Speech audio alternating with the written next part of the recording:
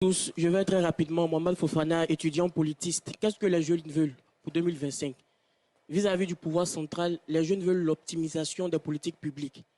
Parce que lutter contre la corruption, la démagogie, l'amélioration des infrastructures économiques, tout ce qu'on peut citer comme action salvatrice, il est sous dans la réalisation des politiques publiques.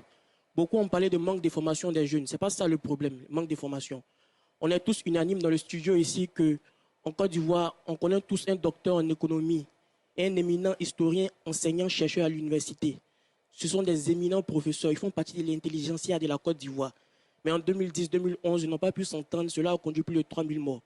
Vous pouvez avoir l'exaltation de votre discipline académique, mais vous pouvez être un inculte politique. Donc la connaissance scientifique souvent n'a rien à voir avec l'éthique dans la gestion politique. Les jeunes aujourd'hui ne veulent pas participer aux choses de la politique parce qu'il y a la partie politique. La raison de la partie politique, c'est la mauvaise gouvernance.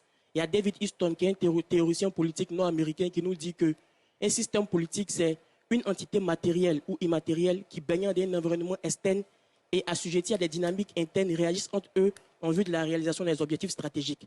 C'est compliqué. Simplement, ça veut dire qu'il y a 4 entités majeures qui réagissent. Il y a les inputs, les outputs, la black box et le feedback. Il y a les aspirations profondes des populations. Il y a les politiques publiques qui doivent pouvoir transmettre ça sur un exercice d'arbitrage et de priorisation.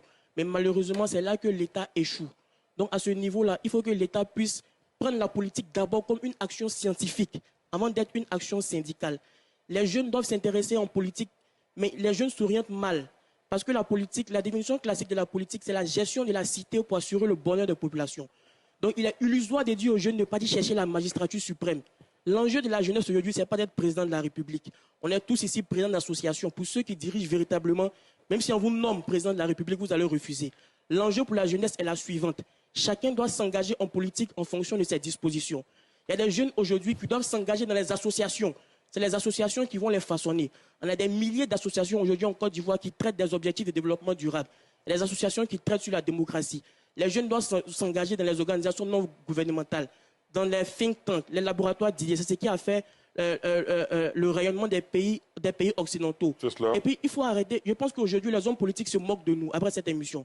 Parce qu'on a été en permanence dans... On est en train de quémander l'attention. Ce n'est pas eux qui vont créer les conditions pour nous.